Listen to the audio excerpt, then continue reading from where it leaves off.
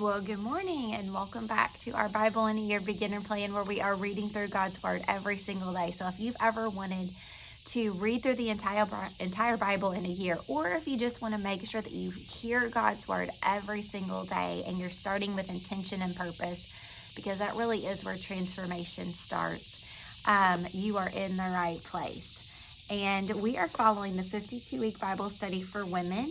It takes sections of scripture and puts it into weekly themes. We are in week 30 and it's about a community of believers. So it talks about having care, support, and embodying Christ's love for one another. And today we're going to be reading in Ezekiel 37 through 42. It is a long read, so get cozy and settle in. My reflection question for you is there a place in my life or in my community that feels lifeless where I need to trust God for renewal?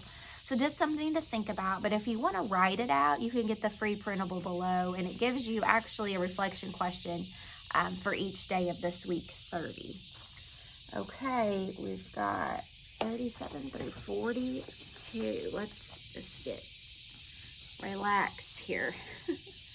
The Valley of Dry Bones. The hand of the Lord was on me, and he brought me out by the Spirit of the Lord and set me in the middle of a valley. It was full of bones. He led me back and forth among them, and I saw a great many bones on the floor of the valley, bones that were very dry. He asked me, "Son of man, can these bones live?" I said, "Sovereign Lord, you alone know." Then he said to me, "Prophesy to these bones and say to them, dry bones, hear the word of the Lord. This is what the Sovereign Lord says to these bones. I will make breath enter you, and you will come to life. I will attach tendons to you and make flesh come upon you and cover you with skin. I will put breath in you, and you will come to life. Then you will know that I am the Lord." So I prophesied as I was commanded, and as I was prophesying, there was a noise, a rattling sound, and the bones came together, bone to bone. I looked, and tendons and flesh appeared on them, and skin covered them, but there was no breath in them. Then he said to me, "Prophesy to the breath. Prophesy, son of man, and say to it, this is what the Sovereign Lord says. Come, breath from the four winds, and breathe into these slain that they may live." So I prophesied as he had commanded me, and breath entered them. They came to life and stood up on their feet, a vast army. Then he said to me, "Son of man, these bones are the people of Israel. They say, our bones are dried up, and our hope is gone. We are cut off. Therefore prophesy and say to them, this is what the Sovereign Lord says. My people, I am going to open your graves and bring you up from them. Then you, my people, will know that I am the Lord. When I open your graves and bring you up from them, I will put my spirit in you, and you will live, and I will settle you in your own land. Then you will know that I, the Lord, have spoken, and I have done it, declares the Lord." Verse 15, one nation under one king. The word of the The word of the Lord came to me. "Son of man, take a stick of wood and write on it, belonging to Judah and the Israelites associated with him. Then take another stick of wood and write on it, belonging to Joseph, that is, in Ephraim, and all the Israelites associated with him. Join them together into one stick, so that they will become one in your hand. When your people ask you, won't you tell us what you mean by this? Say to them, this is what the Sovereign Lord says. I am going to take the stick of Joseph, which is in Ephraim's hand, and of the Israelite tribes associated with him, and join it to Judah's stick. I will make them into a single stick of wood, and they will become one in my hand. Hold before their eyes the sticks you have written on, and say to them, this is what the Sovereign Lord says. I will take the Israelites out of the nations where they have gone. I will gather them from all around and bring them back to their own land. I will make them one nation in a land on the mountains of Israel. There will be one king over all of them, and they will never again be two nations or be divided into two kingdoms. They will no longer defile themselves with their idols and vile images or with any of their offenses, for I will save them from their sinful backsliding, and I will cleanse them. They will be my people, and I will be their God. My servant David will be king over them, and they will all have one shepherd. They will follow my laws and be careful to keep my decrees. They will live in the land I gave to my servant Jacob, the land where your ancestors lived. They and their children and their children's children will live there forever. And David, my servant, will be their prince forever. I will make a covenant of peace with them.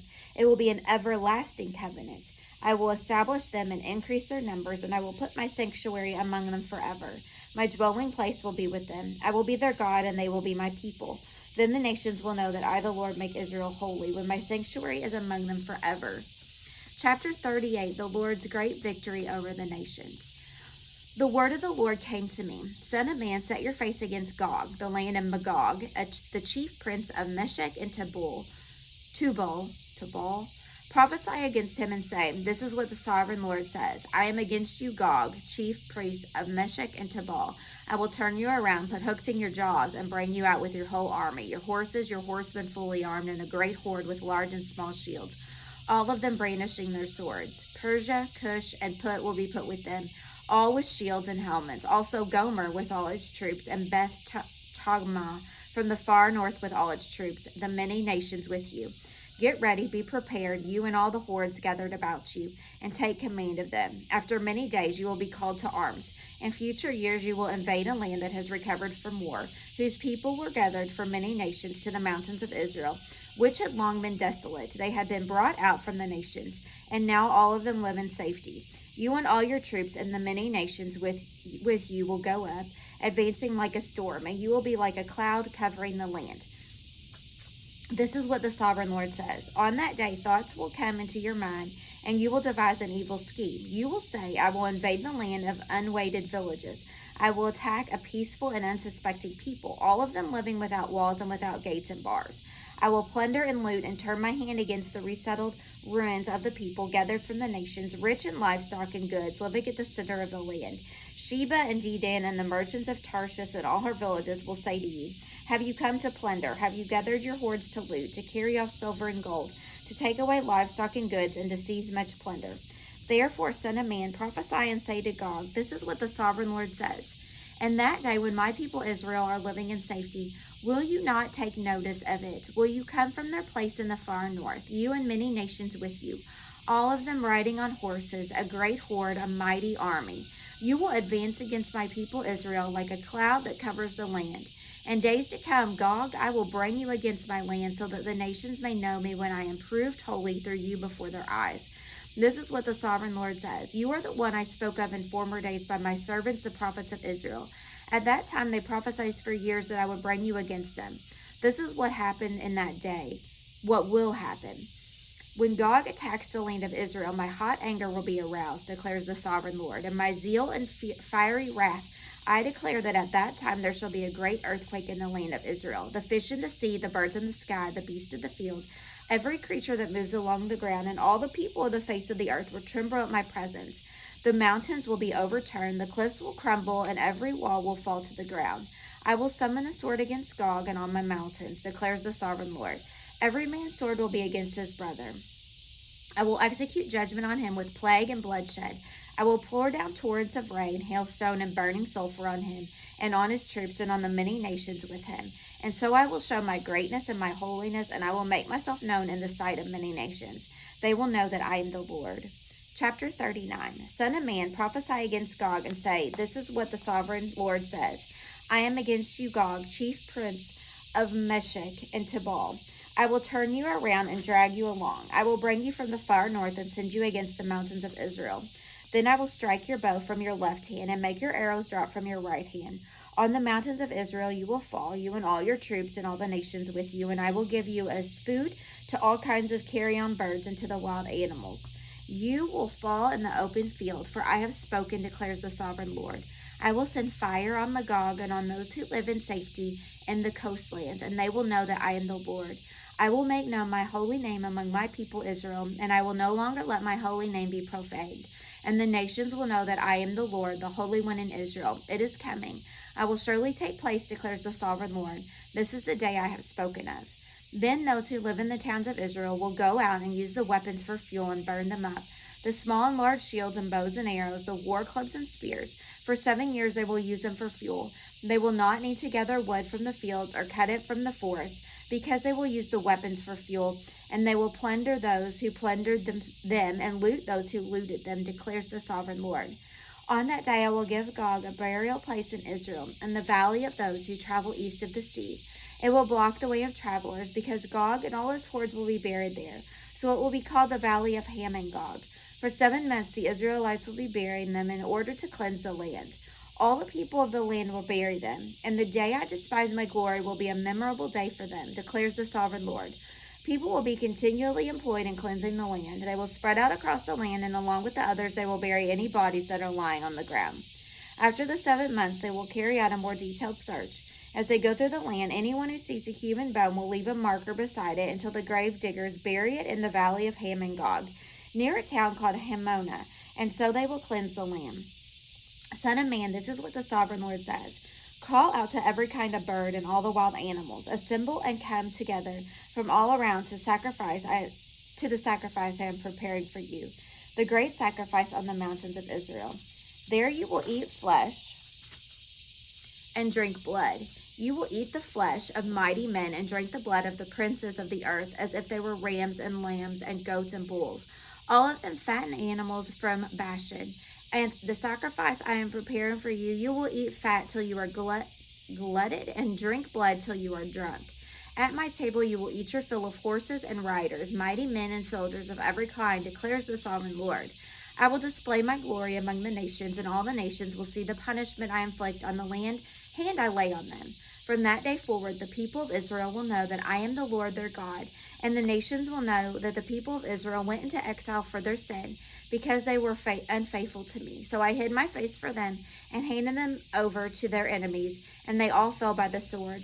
I dealt with them according to their uncleanliness and their offenses, and I hid my face for them. Therefore, this is what the sovereign Lord says. I will now restore the fortunes of Jacob, and I will have compassion on all the people of Israel, and I will be zealous for my holy name. They will forget their shame and all their unfaithfulness they showed toward me when they lived in safety in their land, with no one to make them afraid. When I have brought them back from the nations and have gathered them from the countries of their enemies, I will be proved holy through them in the sight of many nations. Then they will know that I am the Lord their God. For though I sent them into exile among the nations, I will gather them to their own land, not leaving any behind. I will no longer hide my face from them, for I will pour out my spirit on the people of Israel, declares the sovereign Lord. Chapter 40, the temple area restored. In the 25th year of our exile, at the beginning of the year, on the 10th of the month, in the 14th year after the fall of the city, on that very day, the hand of the Lord was on me, and he took me there in visions of God. He took me to the land of Israel and set me on a very high mountain. On whose south side were some buildings that looked like a city. He took me there, and I saw a man whose appearance was like bronze. He was standing in the gateway with a linen cord and a measuring rod in his hand. The man said to me, Son of man, look carefully and listen closely and pay attention to everything I'm going to show you, for that is why you have been brought here. Tell the people of Israel everything you see. Verse 5, the east gate to the outer court.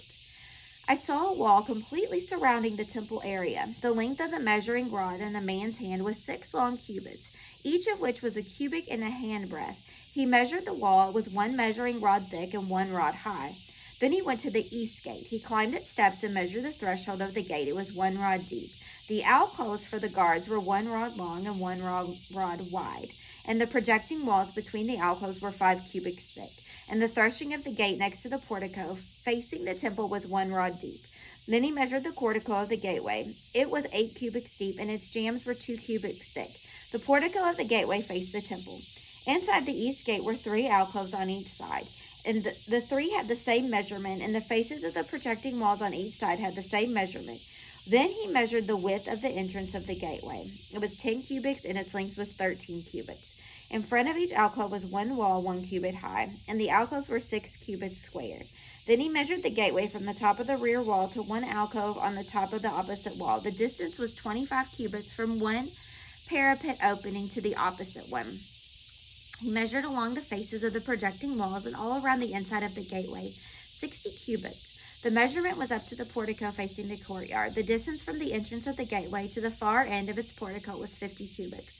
The alcoves and the projecting walls inside the gateway were surmounted by narrow parapets opening all around, as was the portico. The opening all around faced inward. The faces of the projecting walls were decorated with palm trees. Verse 17, the outer court.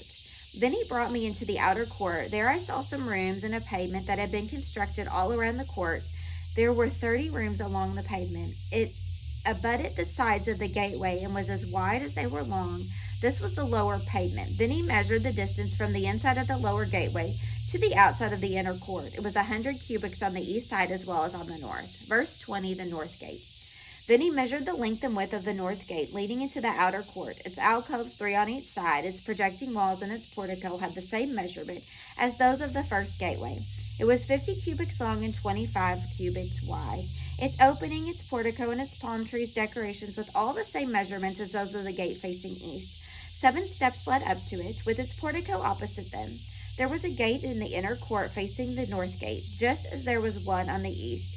He measured from one gate to the opposite one. It was 100 cubits. Verse 24, the south gate.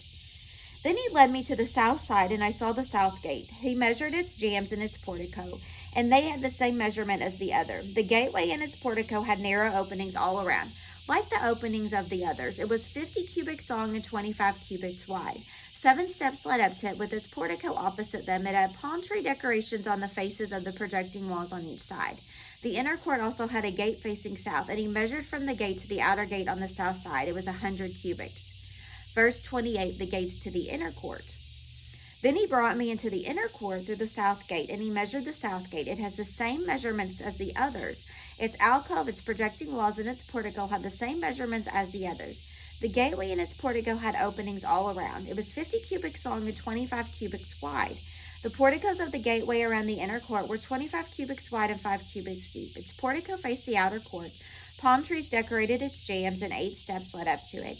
Then he brought me to the inner court on the east side, and he measured the gateway. It had the same measurements as the others. Its alcoves, its projecting walls, and its portico had the same measurement as the others. The gateway and its portico had openings all around. It was 50 cubits long and 25 cubits wide. Its portico faced the outer court. Palm trees decorated the jambs on either side, and 8 steps led up to it. Then he brought me to the north gate and measured it. It had the same measurements as the others, as did its alcoves, its projecting walls, and its portico, and it had openings all around. It was 50 cubits long and 25 cubits wide. Its portico faced the outer court. Palm trees decorated the jambs on either side, and 8 steps led up to it. Verse 38, the rooms for preparing sacrifices. A room with a doorway was by a portico in each of the inner gateways, where the burnt offerings were washed. In the portico of the gateway, there were 2 tables on each side, one on which the burnt offerings, sin offerings, and guilt offerings were slaughtered. By the outside wall of the portico of the gateway, near the steps of the entrance of the north gateway, were 2 tables, and on the other side of the steps were 2 tables.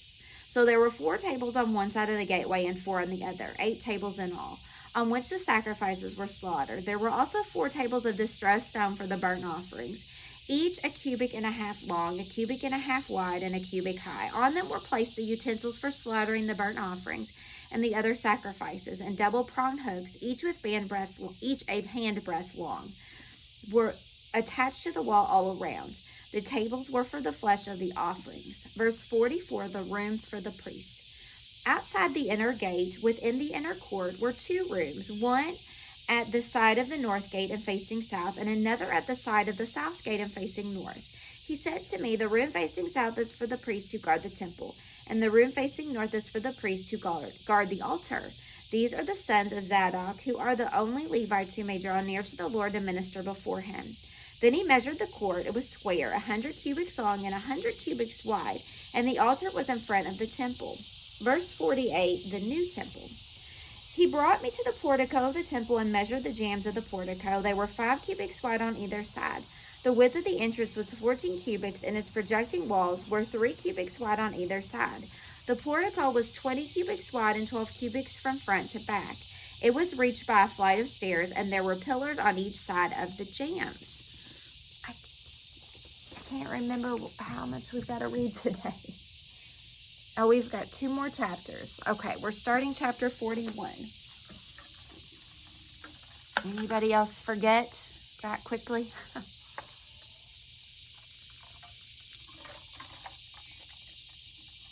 Okay, 41 and 42. Then the man brought me to the main hall and measured the jambs. The width in the jambs was 6 cubits on each side. The entrance was 10 cubits wide, and the projecting walls on each side of it were 5 cubits wide. He also measured the main hall. It was 40 cubits long and 20 cubits wide. Then he went into the inner sanctuary and measured the jambs of the entrance. Each was 2 cubits wide. The entrance was 6 cubits wide, and the projecting walls on each side of it were 7 cubits wide. And he measured the length of the inner sanctuary. It was 20 cubits, and its width was 20 cubits across the end of the main hall. He said to me, "This is the most holy place. Then he measured the wall of the temple. It was 6 cubits thick, and each side room around the temple was 4 cubits wide. The side rooms were on 3 levels, one above another, 30 on each level. Wow. There were ledges all around the wall of the temple to serve as supports for the side rooms, so that the supports were not inserted into the wall of the temple. The side rooms all around the temple were wider at each successive level. The structure surrounding the temple was built in ascending stages, so that the rooms widened as one went upward. A stairway went up from the lowest floor to the top floor to the middle floor. I saw that the temple had a raised base all around it, forming the foundation of the side rooms. It was the length of the rod, 6 long cubits. The outer wall of the side room was 5 cubits thick.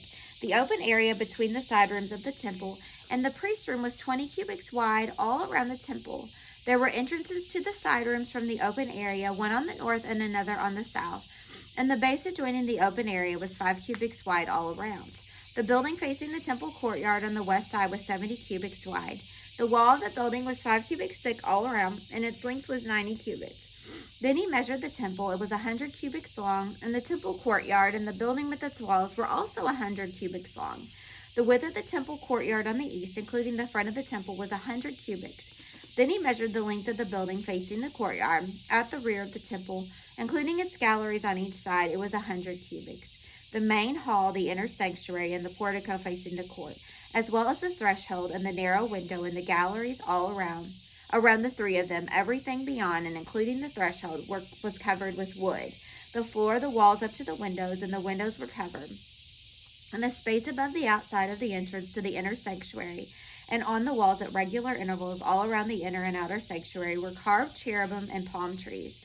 Palm trees alternated with cherubim. Each cherubim had 2 faces, the face of a human being toward the palm tree on one side and the face of a lion toward the palm tree on the other. They were carved all around the whole temple, from the floor to the area above the entrance. Cherubim and palm trees were carved on the wall of the main hall. The main hall had a rectangular door frame, and the one at the front of the most holy place was similar. There was a wooden altar 3 cubits high and 2 cubits square. Its corners, its base, and its sides were of wood. The man said to me, "This is the table that is before the Lord." Both the main hall and the most holy place had double doors. Each door had 2 leaves, 2 hinged leaves for each door. And on the doors of the main hall were carved cherubim and palm trees like those carved on the walls. And there was a wooden overhang on the front of the portico. On the side walls of the portico were narrow windows with palm trees carved on each side. The side rooms of the temple also had overhangs. I don't remember, sorry to interrupt our reading, where it was that we read this description before. Was it in? It was King Solomon, but I don't know. You know when you start feeling like you've read this already, but we did, but it was just in a different book. All right, if you remember, let me know. Chapter 42, the rooms for the priest. Then the man led me northward into the outer court and brought me to the rooms opposite the temple courtyard and opposite the outer wall on the north side. The building whose door faced north was 100 cubits long and 50 cubits wide, both in the section 20 cubits from the inner court and in the section opposite the pavement of the outer court. Gallery faced gallery of the 3 levels. In front of the room was an inner passageway, 10 cubits wide and 100 cubits long. Their doors were on the north. Now the upper rooms were narrower, for the galleries took more space from them from the rooms of the lower and middle floors of the buildings. The rooms on the top floors had no pillars, as the courts had, so they were smaller in floor space than those of the lower and middle floors. There was an outer wall parallel to the rooms and the outer court. It extended in front of the rooms for 50 cubits, while the row of rooms on the side next to the outer courts was 50 cubits long. The row on the side nearest the sanctuary was 100 cubits long. The lower room had an entrance on the east side, as one enters them from the outer court. On the south side, along the length of the wall of the outer court, adjoining the temple courtyard and opposite the outer wall, were rooms with a passageway in front of them.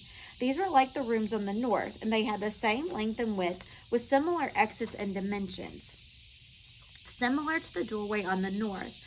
Where the doorway of the rooms of the south, there was a doorway at the beginning of the passageway that was parallel to the corresponding wall extending eastward, by which one enters the rooms. Then he said to me, the north and south rooms facing the temple courtyard are the priest rooms, where the priests who approach the Lord will eat the most holy offerings. There they will put the most holy offerings, the grain offerings, the sin offerings, and the guilt offerings, for the place is holy. Once a priest enters the holy precincts, they are not to go into the outer court until they leave behind the garments in which they minister, for these are holy. They are to put on other clothes before they go near the places that are for the people. When he had finished measuring what was inside the temple area, he led me out by the east gate and measured the area all around. He measured the east side with the measuring rod. It was 500 cubits. He measured the north side. It was 500 cubits by the measuring rod. He measured the south side. It was 500 cubits by the measuring rod. Then he turned to the west side and measured. It was 500 cubits by the measuring rod. So he measured the area on all four sides. It had a wall around it, 500 cubits long and 500 cubits wide, to separate the holy from the common. Well, I've got a little bit of research to do on connecting what I'm reading to some other things. So, I don't know. It's like I'm wanting to remember some other things that we read and make that connection. But my brain is just not remembering right now.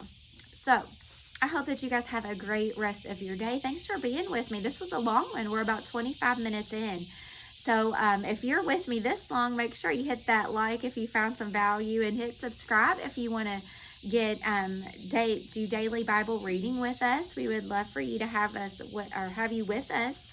And then if you need more encouragement throughout your day, we've got some cooking and cleaning and just different things that we do. But we know that we got to start in God's Word every day. So have a great rest of your day, and I'll see you guys tomorrow morning.